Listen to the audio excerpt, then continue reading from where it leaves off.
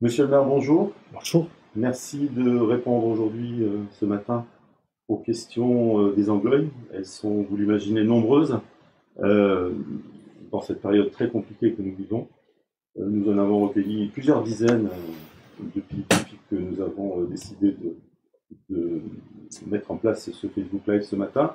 Nous allons y venir dans le détail, mais tout d'abord, un petit point, si vous le voulez bien, sur la manière dont se passe le confinement à Anglet aujourd'hui. Est-ce que tout se passe bien? Est-ce que la mairie est opérationnelle?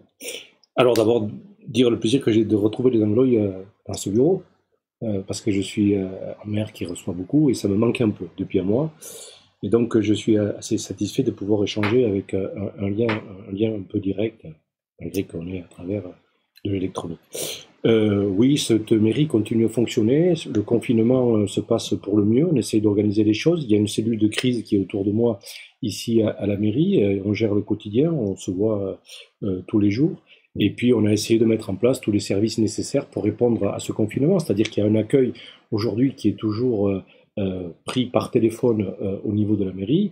Et on reçoit les gens, notamment sur des pièces essentielles, notamment état civil, etc., sur rendez-vous. Et c'est quelque chose qui marche très bien. Je veux remercier les agents d'accueil qui sont là tous les jours et qui font ça avec beaucoup de, voilà, d'attention par rapport aux Anglois, parce que c'est toujours difficile d'expliquer les choses quand on ne peut pas recevoir les gens et qu'on peut le faire par téléphone.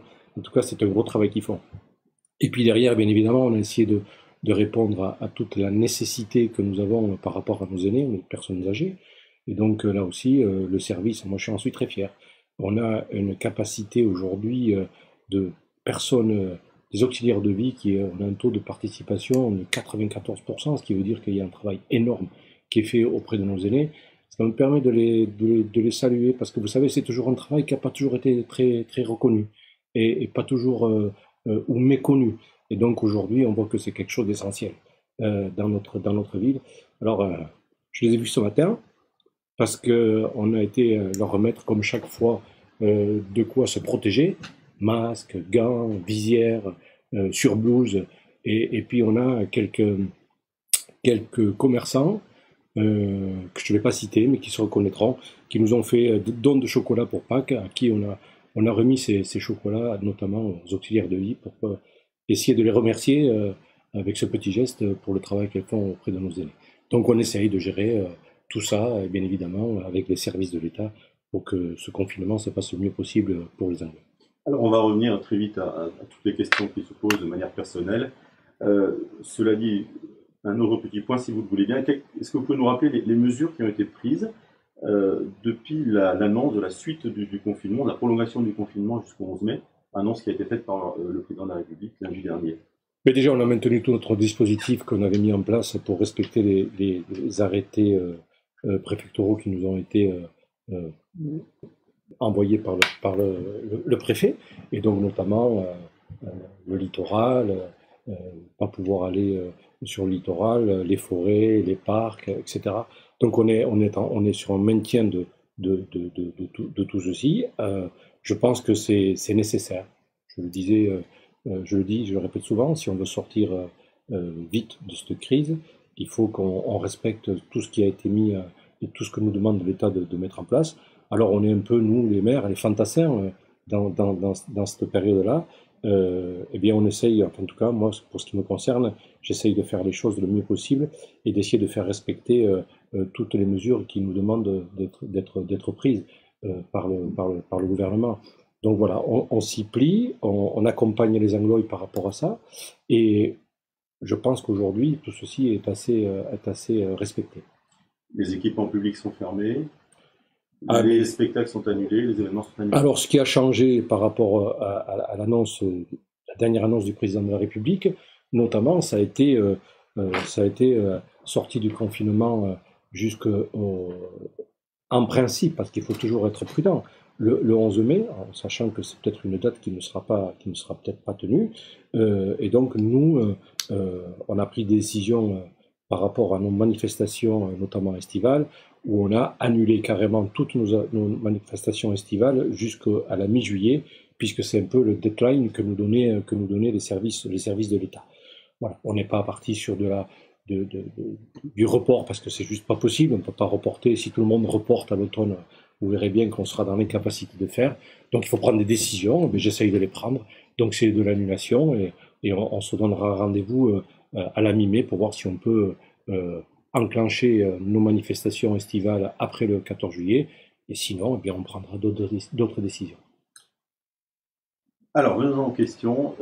Une première question, si vous le voulez bien, qui concerne précisément, vous avez évoqué le sujet tout à l'heure, vous avez esquissé le sujet, les personnes dites fragiles, âgées, handicapées. Alors, Colette Lépinou nous demande dans quelles conditions les personnes fragiles, qui devront rester chez elles après le confinement, pourront-elles continuer à bénéficier des protections nécessaires à leur sécurité par la commune?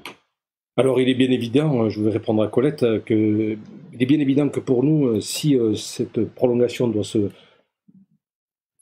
être prolongée, je me répète, mais sur un public cible, tel que les personnes handicapées ou personnes âgées, on continuera à fournir, bien évidemment, nos auxiliaires de vie d'équipements nécessaires pour pouvoir répondre à un accompagnement, je veux dire, totalement sécuritaire par rapport à ces populations-là. Donc il est évident que pour nous, on va toujours accompagner, bien évidemment, tout ça comme on le fait aujourd'hui actuellement.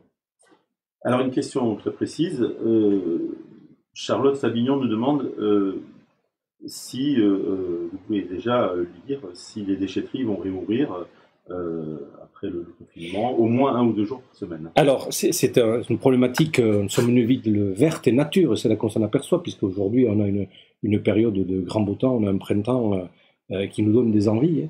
Et notamment quand on est confiné, on fait beaucoup de jardinage et on fait beaucoup de taille de haies. Effectivement, aujourd'hui les déchetteries sont fermées, donc c'est une question qu'on a posée au président de l'agglomération Pays Basque. Il pense nous amener une réponse pour la semaine qui vient. Donc je ne peux pas m'engager auprès de Charlotte, mais en tout cas, moi j'avais suggéré au président de l'agglomération d'essayer de mettre des bennes à disposition dans certains quartiers où les gens puissent venir déposer leurs déchets verts. Bon, il n'a pas souhaité parce qu'il a peur qu'il y ait un mélange et que d'autres personnes autres que du déchet vert viennent déposer dedans. Et donc il est plutôt sur une ouverture. Alors, je ne sais pas comment vous dire ça, parce qu'aujourd'hui, je n'ai pas totalement les tenants, les aboutissants, mais en tout cas, on est vers une ouverture alors temporaire au total des déchetteries pour pouvoir répondre à la question de Charlotte. Alors, une question de Domi RB, directement liée à la saison d'été qui arrive. Pouvez-vous, monsieur le maire, me renseigner si les jobs d'été seront maintenus? Alors, je vais faire une réponse claire à Domi. C'est clair. Si on a une activité estivale qui redémarre, bien évidemment, les jobs d'été seront maintenus. Sinon, on adaptera bien évidemment la nécessité d'avoir du personnel cet été en fonction de la reprise de l'activité ou pas.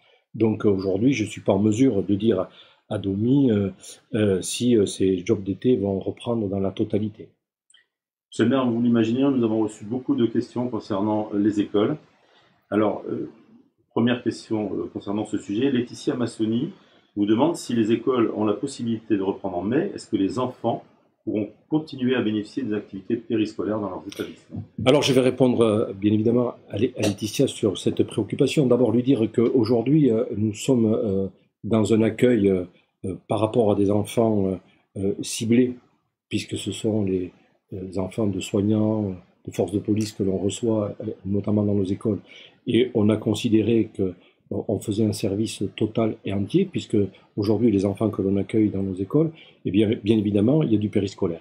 Donc, si l'activité scolaire reprend le 11 mai, on mettra en place tout le travail de périscolaire tel qu'il était en place avant le confinement, mais avec toujours ces règles de prudence, ces règles qu'il nous faudra et qui nous seront imposées par l'État. Donc oui, on assurera le périscolaire comme on l'a assuré avant le confinement.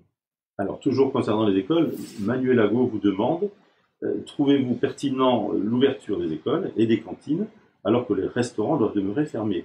Et quelles mesures seront prises pour les écoles d'anglais afin d'éviter la contamination potentielle des enfants qui risquent en plus de ramener le virus dans leur famille? Alors moi je ne suis pas là pour juger les prises de position du gouvernement. Il a été décidé que potentiellement et progressivement les écoles rouvriraient le 11 mai. On verra, hein, parce qu'un bilan étape sera fait, je pense, d'ici le 11 mai. Et bien écoutez, nous, on prendra toutes les décisions nécessaires. Alors, je n'ai pas à juger la pertinence ou pas, mais on mettra en place tous les éléments nécessaires pour pouvoir accueillir les enfants dans de bonnes conditions. Mais voilà ce que je peux répondre à cette dame. Nous avons aussi un collège à Anglette et une question qui concerne le collège Andara. Anne Tartaglino vous demande si le collège étant en travaux, comment voulez-vous que nos enfants soient en sécurité avec les gestes barrières dans des algécos? Pensez-vous que nous pouvons remettre nos enfants en toute sécurité dans l'établissement? Alors j'allais dire enfin que ces travaux commencent, mais ça c'est une réflexion personnelle. Écoutez, on verra comment on va gérer le collège Andara. Effectivement, les classes ont été déportées dans des algécos. Si on arrive à avoir une capacité d'accueil avec les gestes barrières et les distances que l'on doit avoir entre chaque élève, bien, on répondra à ça. Sinon, eh bien, il faudra que le collège se pose la question de est-ce qu'on rouvre ou pas. Mais enfin, voilà, c'est une question très spécifique par rapport à un collège où il y a des travaux colossaux et attendus depuis longtemps. Donc je ne peux pas répondre parce qu'on va voir, est-ce qu'il va falloir peut-être rajouter d'autres algécos? Je ne sais pas, on verra ça avec les services du département et ceux qui s'occupent des collèges. Aujourd'hui, je suis dans les capacités de dire à Manuela que on va être dans une gestion totalement normale ou normalisée par rapport à l'accueil des enfants. Monsieur le maire, autre sujet qui a beaucoup préoccupé nos internautes, vous l'imaginez, ce sont les plages. Voilà. Alors, une première question, elle émane de Sandrine Gouel. Bonjour monsieur le maire, qu'en est-il de la réouverture des plages en respectant éventuellement les gestes barrières nécessaires? Alors, qu'en est-il aujourd'hui? Il y a un arrêté préfectoral qui interdit l'accès et toute activité nautique, bien évidemment, de nos plages. Alors, on est très pénalisé à Anglette, on a 4,5 km de plage, donc ça fait envie avec le temps qu'on a aujourd'hui. Effectivement, donc l'arrêté aujourd'hui est posé, il est prolongé, donc on va le respecter, les barrières vont rester en place. Vous savez, moi, je ne vais pas faire les apprentis sorciers, je vois des gens en train déjà de communiquer sur les plages et la rouverture possible des plages. Moi, je ne suis pas dans l'incapacité, je suis pas dans la capacité de dire aujourd'hui aux Anglois, on va faire comme ci ou on va faire comme ça. Je laisse ça à ceux qui font de la politique actuellement sur le sujet. Moi, je n'en fais pas, je suis un garçon pragmatique.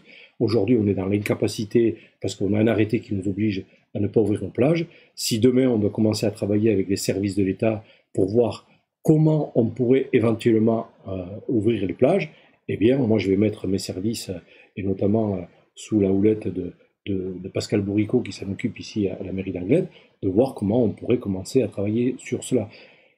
Je ne peux pas le dire aujourd'hui. Demain, si on a le feu vert de l'État pour pouvoir réouvrir les plages, eh bien, il faudra trouver des solutions avec les services de l'État pour qu'on puisse respecter les distances. Est-ce qu'il y aura quelqu'un à l'entrée des plages pour compter et laisser un nombre de personnes profiter de nos plages? Je ne sais pas. Donc, je ne vais pas faire de la mauvaise politique comme certains en font actuellement. Je vais attendre que la décision arrive pour me projeter avec les services sur comment on peut accueillir le monde sur nos plages cet été. Vous êtes-vous fixé une échéance pour prendre une décision? J'ai pas pris. Alors, moi, c'est pas à moi à prendre la décision. Si l'ENTA nous dit qu'il faut rouvrir, on s'y pliera. Par contre, je ne cache pas que je suis en train de travailler en masqué avec les services, de voir qu'est-ce qu'on pourrait proposer, si tel était le cas, pour pouvoir rouvrir nos plages demain. Donc, on verra.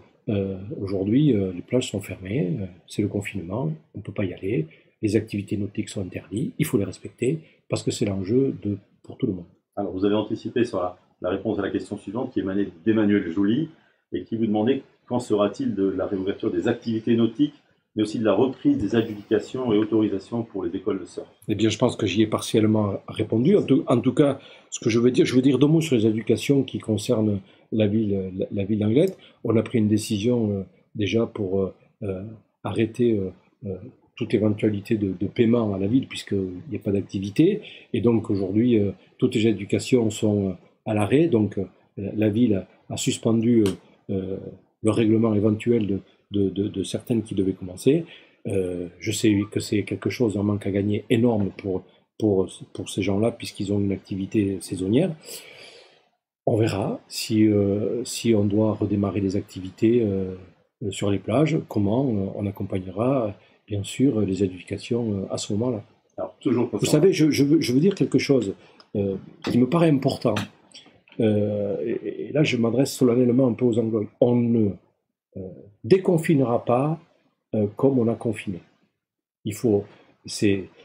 On ne peut pas dire aux gens, on ne peut pas leur dire demain, allez, on déconfine et tout le monde repart une vie d'avant. Non, le déconfinement, il va être fait par étapes, le déconfinement, il va être fait par tranches. Donc on peut supposer que ça va être d'abord des rassemblements de 100, de 500, de 1000. Donc il faut enlever dans l'esprit des gens que le déconfinement sera fait d'un coup, d'un seul. C'est pas possible. Sinon, on court à la catastrophe. Donc, il faut vraiment faire attention à ça. Donc, quand on aura les règles du déconfinement qui vont être établies par les services de l'État et le gouvernement, eh bien, on les mettra en place et on les accompagnera. Donc, ça sera quelque chose de progressif. Me semble-t-il. Toujours concernant les plages, Navarro vous demande si la navette des plages sera mise en place, comme prévu, début juillet. La navette des plages, bien évidemment, comme les services aujourd'hui collectifs de bus, avec un service minimum, sera maintenu. Alors on verra si nos plages, pour être pertinent dans ce qu'on dit, si nos plages sont ouvertes, bien évidemment, on remettra les navettes en place. Si nos plages sont dans l'état qu'elles sont aujourd'hui, c'est-à-dire fermées, barriérées, l'utilité de la navette ne se justifiera pas. Donc on verra, on adaptera aussi la navette des plages à la situation que l'on connaîtra très vite. Monsieur le maire, vous l'imaginez, nous avons reçu beaucoup de questions concernant un sujet qui préoccupe beaucoup les gens en ce moment, c'est les masques.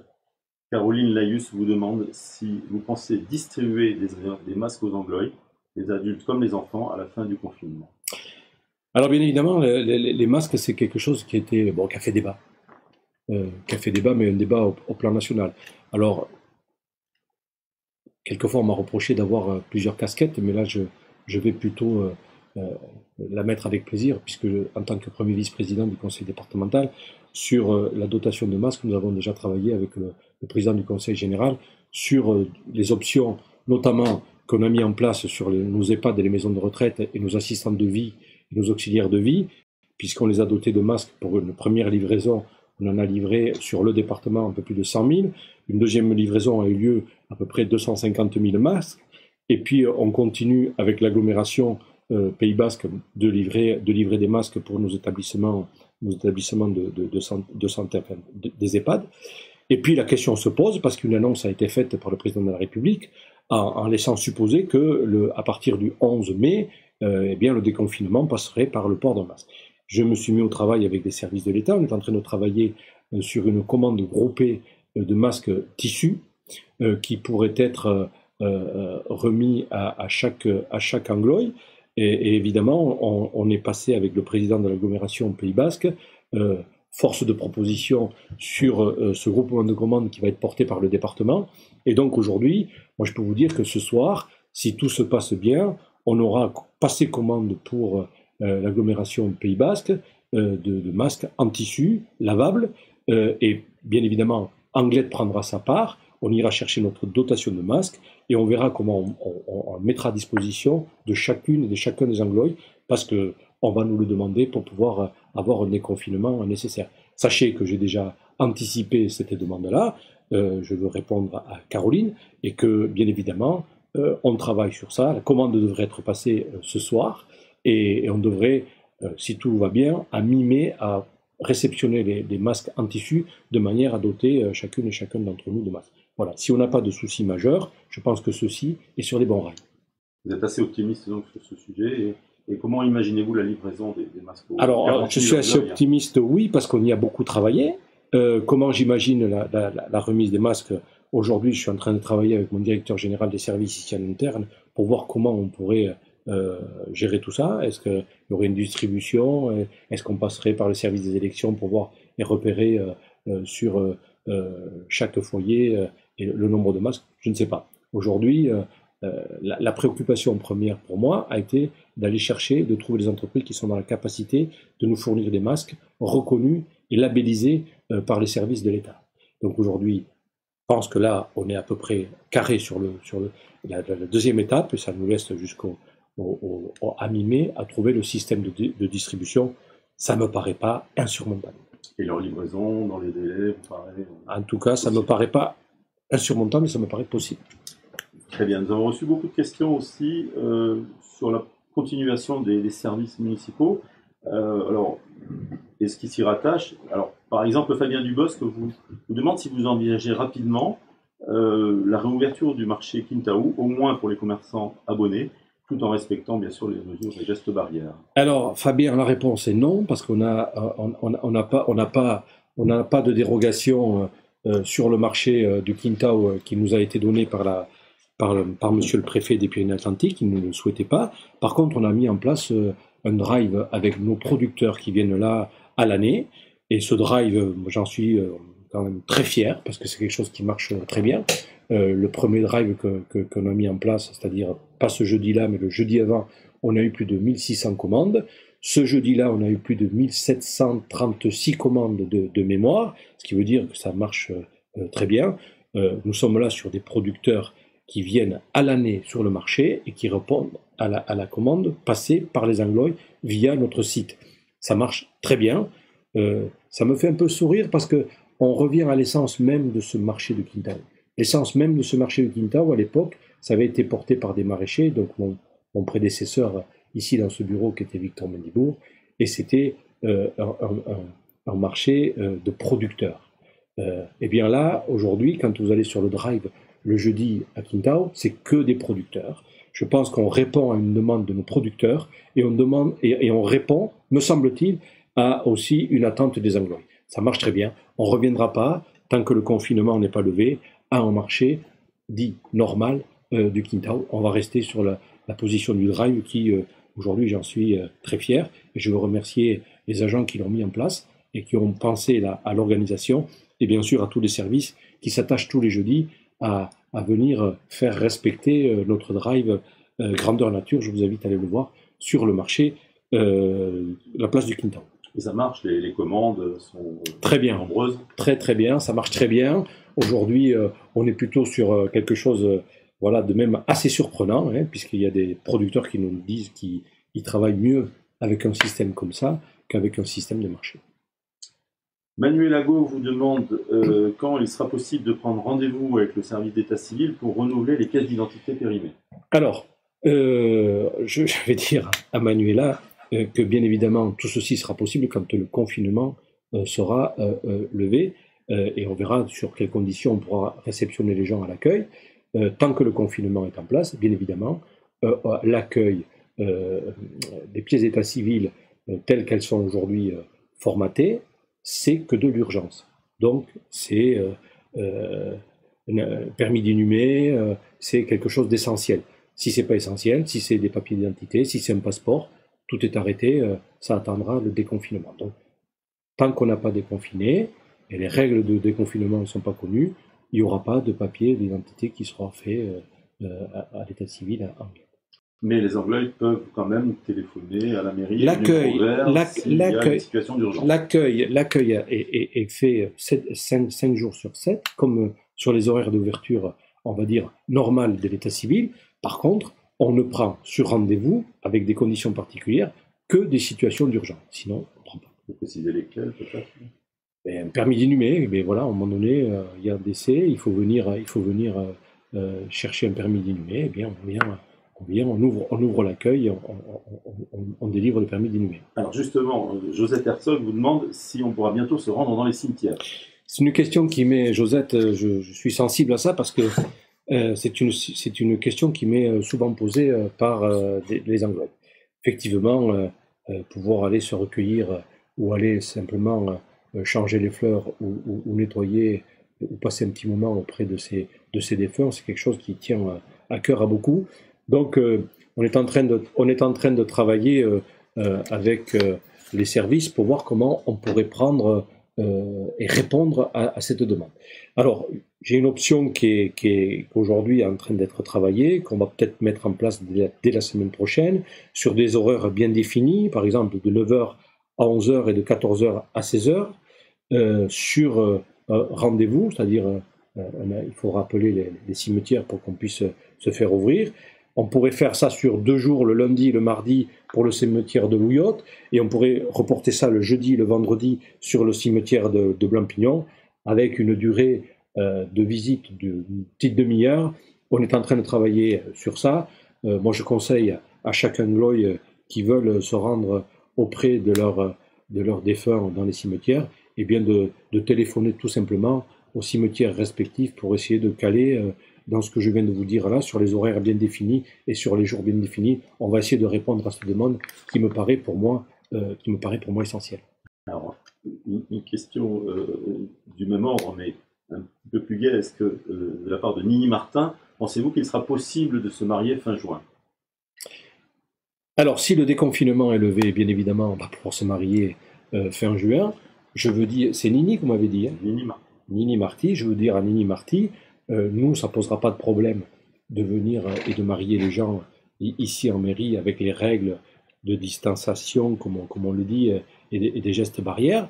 Par contre, je veux juste souligner que nous, le mariage, ça ne posera pas de problème. Par contre, les restaurants et les salles pour accueillir un mariage, je pense qu'elle aura plutôt des problèmes là à trouver de quoi faire la fête. Alors, certaines personnes sont aussi toujours à la recherche d'attestations, notamment voilà une question de Fabienne Benoît qui demande quelles possibilités y a-t-il pour avoir des attestations pour les personnes qui n'ont pas d'imprimante? Où peut-on se les procurer? Ben c'est simple, nous on a mis en place ce service-là dès les premiers jours du confinement, hein, parce que c'était quelque chose qui nous posait problème. On a mis à disposition dans les pharmacies, dans les bureaux de tabac et ici même à la mairie, un petit présentoir où chacun peut venir chercher son attestation. On fait tirer tout ça à la reprographie ici et on alimente bien évidemment les commerces, pharmacie, bureau de tabac, mairie, où les gens peuvent venir chercher leur attestation, contrairement à des endroits où j'ai même entendu dire qu'ils étaient vendus 50 centimes. Nous, c'est gratuit et je pense que c'est un service qu'on doit rendre aux Anglois et c'est quelque chose que l'on fait depuis le début du confinement et qu'on va continuer à faire tant que le confinement sera en vigueur. Monsieur Bern, nous avons reçu beaucoup de questions concernant les déplacements. Alors une première qui vient de Jo Lilline, qui vous demande pourquoi les pistes cyclables sont fermées. Moi je suis obligé, dit-elle, de prendre mon vélo pour faire mes courses. Je n'ai pas de voiture, le trajet est trop long à pied, et si je suis chargé, je suis obligé de rouler sur la route, je ne m'y sens pas en sécurité. Alors d'abord, je ne vois pas où les pistes cyclables sont fermées, parce que je circule pas mal en Glette. Voilà, à part la promenade Victor Mendibourg qui est fermée, mais qui est interdite au vélo, celle qui est au boulevard des Plages est totalement ouverte. Celles qui sont fermées, peut-être c'est à celle-là qu'elle pense, c'est celle qui traverse la forêt, mais la forêt est interdite, donc on peut pas y aller. Toutes les autres sont ouvertes. Après, aujourd'hui, je pense que se déplacer en vélo est peut-être un peu plus facile que quand on a une activité globale, où là, le vélo est peut-être un peu plus, alors pas risqué, mais un peu plus compliqué. Aujourd'hui, les pistes cyclables sont ouvertes. Il n'y en a aucune, à part celle de la forêt et du Lazaret, qui sont fermées. Il n'y en a aucune de fermée. La pratique du vélo est autorisée pour faire ses courses, elle ne l'est pas pour faire... Ah, ça c'est autre chose. Là, vous avez raison. L'activité du vélo pour un déplacement professionnel ou pour faire ses courses est autorisée, mais pour faire son sport, bien dans l'arrêté préfectoral, est interdit. Alors, Ramuncho Polerena vous dit qu'il a la chance de louer un appartement au bord de la forêt de Chiberta. Celle-ci est fermée, ce qui oblige à faire une sortie sur la promenade de la Barre. Alors, ne pourrait-on pas donner l'accès à la forêt en laissant les parkings fermés? Ne pourrait-on pas, dit-il, laisser y aller uniquement les gens qui habitent à moins d'1 kilomètre de la forêt? Ramuncho, je suis peiné comme lui parce que j'ai l'habitude aussi d'y aller promener notamment mon petit chien comme tout le monde, hein, et que je connais bien puisque j'y suis né pas très loin en bordure. Effectivement, comment on gère ça? C'est ingérable. Donc il y a eu un arrêté préfectoral qui a été pris par le préfet pour tout ce qui concerne forêt, chemin du littoral pour ceux qui en ont, chemin de randonnée pour ce qui est en montagne, mais aussi les parcs, etc. Et donc on ne peut pas y déroger, parce que si on y déroge, comment on tient qui va il va nous prouver qu'il habite juste à côté. Donc, je pense qu'il faut respecter. Les forêts sont fermées, c'est dommage. On retrouvera nos forêts après le déconfinement. J'invite Ramucho à promener son chien, eh bien, comme tout un chacun, à part que ça ne se fera pas dans la forêt.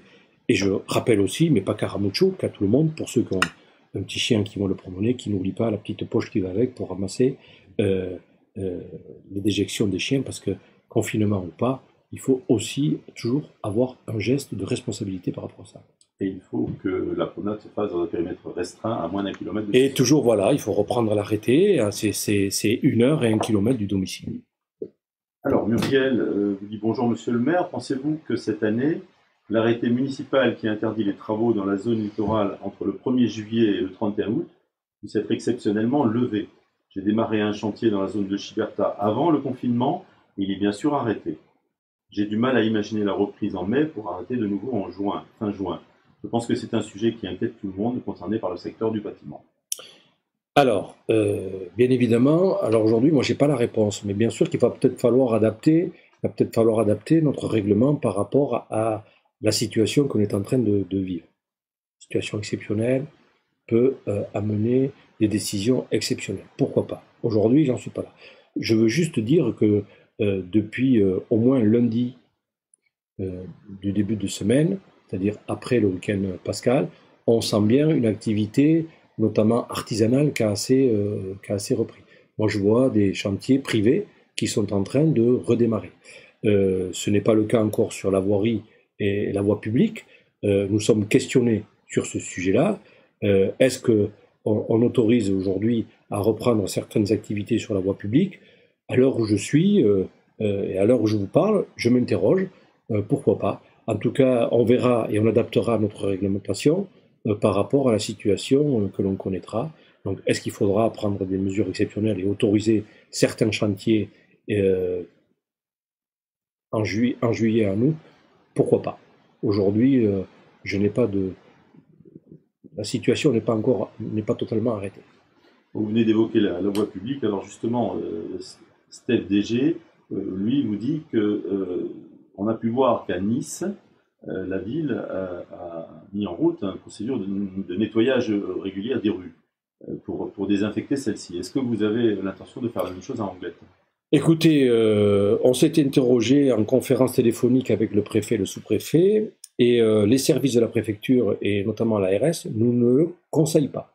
Au contraire, nous le déconseillent. Donc, on n'ira pas sur cette option-là aujourd'hui, et donc,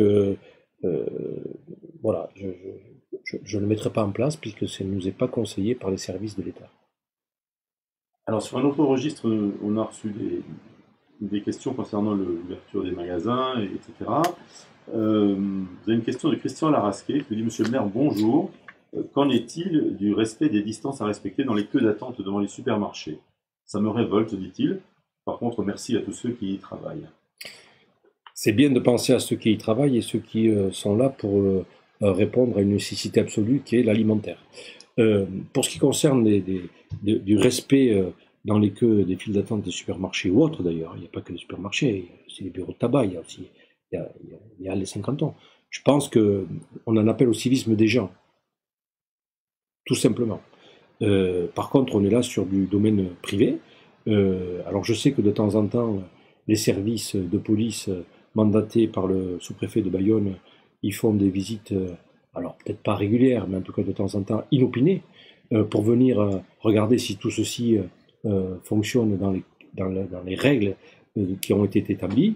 En tout cas, je vais rassurer Christian, je vais m'en inquiéter et regarder si tout ceci fonctionne correctement pour justement rappeler les règles, notamment à tous les directeurs de supermarchés pour qu'ils puissent continuer leur activité. Parce que, effectivement, si les services de l'État constatent qu'il y a du laisser-aller, ils risquent la fermeture du magasin. On voit quand même des queues aussi devant les autres commerces anglais. Il y a beaucoup de commerces de détail qui sont ouverts. Dans l'ensemble, le sentiment qu'elles sont bien respectées. Écoutez, moi je suis assez sur le terrain, mais c'est quelque chose qui m'anime. Oui, quand je vais au L50 c'est très respecté, c'est très bien fait, avec un sens de circulation. Quand je vois notamment hier en rentrant dans mon domicile le bureau de tabac, puisqu'on a des files d'attente maintenant au bureau de tabac. Mais c'était assez respecté. Alors je ne fréquente pas les grandes surfaces, plutôt mon épouse, mais je pense que c'est respecté parce que sinon j'aurais des retours. Mais si tant est les gens pensent que c'est pas respecté, moi je les invite à signaler auprès de la mairie qu'on puisse nous sensibiliser le directeur de l'établissement par rapport à ça. Il y a beaucoup d'inquiétudes concernant le respect des dispositions du confinement. Vous avez par exemple Pascal Chelensky-Perret qui vous dit Monsieur le maire, bonjour, j'ai une vague impression, mais depuis lundi dernier, je constate qu'il y a énormément de déplacements en voiture. Pour ma part, je n'ai pas l'impression qu'elle se dirige vers des lieux qui soient commerçants ou uniquement commerçants. Alors ça ramène un peu ce que je disais tout à l'heure. Depuis lundi après Pâques, une activité artisanale a repris et certaines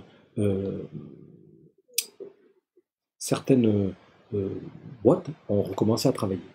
Vous avez par exemple Dassault, il y a une cinquantaine d'employés de chez Dassault qui ont travaillé chez Dassault depuis mardi, etc. Et donc il y a plusieurs entreprises comme ça qui ont remis leur activité en route. Donc effectivement, il y a ce surplus de circulation puisqu'il y a une activité on va dire modérée qui est en train de se remettre en route.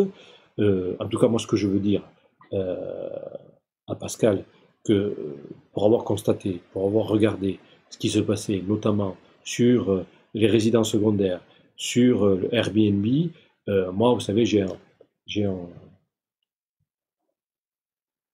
un signal, c'est Mérigolf en haut de Cochaldea, vous passez devant, tout est vide, le parking est vide, ça veut dire que ceci a été respecté. L'afflux de circulation aujourd'hui que l'on peut constater, je pense que c'est par une reprise d'activité qui est en train de s'amorcer. Alors une question qui vient de nous parvenir à l'instant de la part de Jean-Louis Baudet, qui vous demande, Monsieur le maire, pourquoi ne pas éteindre l'éclairage public durant la nuit en cette période de confinement? Alors c'est quelque chose qui m'a amené à réfléchir parce que je me suis beaucoup interrogé sur le sujet. Est-ce qu'on éteint l'éclairage public ou pas pendant la période du confinement? Après mûre réflexion, j'ai décidé de ne pas le faire pour simplement une raison de sécurité. Et donc, j'ai pris l'option de dire qu'on ne va pas le faire parce qu'il y a un problème de sécurité. Par contre, ce qui nous amènera à avoir une réflexion plus globale pour l'avenir, est-ce qu'on ne peut pas trouver une solution pour effectivement, c'est très polluant l'éclairage public, surtout quand il est assez intensif sur certains endroits, et donc on est en train de réfléchir à ça, mais là, en période du confinement, le faire d'un coup ne me paraissait pas judicieux par rapport à une problématique de sécurité. Voilà ce que je peux répondre à Jean-Louis. Alors une question, Monsieur le maire, est revenue à plusieurs reprises depuis votre annonce tout à l'heure sur la commande de masques. On vous demande pourquoi cette commande n'est passée que maintenant, et si ces masques seront bien là pour le déconfinement. Alors ces masques ils ont été commandés que maintenant. Pourquoi? Pour une simple et bonne raison. C'est d'abord l'annonce du président de la République, je pense qu'elle est en date de lundi. Nous sommes vendredi. J'ai pas l'impression, avec le président du conseil départemental, d'avoir beaucoup hésité à aller chercher des entreprises qui étaient en capacité de faire les masques. Parce qu'il faut trouver aussi des entreprises en capacité de faire les masques. Donc, lundi, si on passe commande vendredi soir, je pense qu'on n'a pas perdu notre temps. Et puis après, il a fallu qu'on associe à notre groupement de commandes toutes les agglomérations du département. Donc l'agglomération Pays Basque a répondu oui tout de suite. Pau, je pense qu'a tergiversé et fait une propre commande de son côté. Et puis autour, il y a plusieurs petits EPCI béarnais qui est en train de nous rejoindre. Donc on va finaliser ça aujourd'hui. Il nous fallait le temps nécessaire et d'absorber l'annonce du président de la République, parce que personne ne l'attendait. Elle est arrivée. Une fois qu'elle est arrivée, il faut regarder comment on le porte, un gros problème de commande. 2, il faut trouver les entreprises qui sont en capacité de faire les masques. 3, que ces masques-là soient labellisés par le gouvernement, parce qu'on ne peut pas prendre pardon de l'expression, un vulgaire morceau de tissu, mettre 2 élastiques et dire c'est un masque. Non, il faut qu'il soit labellisé par les services de l'État et pour qu'il ait toutes les références nécessaires d'être une barrière par rapport au virus. Alors, monsieur le maire, le temps passe. On va conclure avec une dernière question, un peu générale. On précise par ailleurs qu'on répondra directement aux questions qui se posent encore en ligne. Voici en tout cas la dernière qui vous est adressée. Elle émane de Moumoun Véro. Bonjour, est-il possible de se promener en toute sécurité, masque, gants et gel, le long de la plage, entre le VEF et la barre, à pied ou à vélo? Vous avez partiellement répondu. Alors, j'ai partiellement répondu à Moumoun, c'est ça, vous m'avez dit Moumoun? Moumoun Véro. Voilà, Moumoun Véro. Alors, je vais essayer de faire une réponse un peu globale qui peut peut-être servir de conclusion à notre rencontre, qui aujourd'hui me fait, vous vous doutez bien, énormément plaisir de pouvoir reprendre contact avec Anglo. Alors, cette dernière question de Moumoun m'oblige à rappeler quand même qu'au-delà de celles et ceux qui nous regardent à travers, puis bien sûr à tous les Anglois, que nous devons continuer. Continuer à respecter strictement le confinement et les règles de prudence et les précautions sanitaires et les gestes barrières qui nous sont imposés par le confinement. Alors je peux comprendre bien évidemment toutes les impatiences, je peux comprendre les attentes, mais il faut aussi se rappeler que cette épidémie est imprévisible, elle est sournoise, on ne la voit pas. Alors que la Chine nous dit l'avoir vaincue, qui demande à être démontrée encore, le Japon voisin a pris depuis hier des mesures sévères pour combattre son expansion sur son sol. Alors dire que si tout est possible et si nous sommes encore en pleine interrogation, pour ma part, et avec les élus et les services de la ville d'Anglet, je vais relayer fidèlement toutes les instructions gouvernementales qui nous sont imposées. Donc je vais appliquer toutes les règles que le gouvernement va nous imposer sur ce confinement. Et je ferai bien sûr tout mon possible pour que la ville d'Anglet accompagne au mieux chacune et chacun d'entre vous dans cette épreuve. Voilà ce que je veux dire à Moumoun. Donc on ne peut pas lâcher la vigilance, on ne peut pas dire oh, oui, la promenade Victor Mendebourg, et pourquoi pas avec un masque et pourquoi pas avec du gel. Non, on va tenir bon. Je vous demande un peu de patience, je vous demande de la solidarité par rapport à nos soignants, je vous demande de la compréhension. Prenez soin de vous, bien évidemment, prenez soin des vôtres.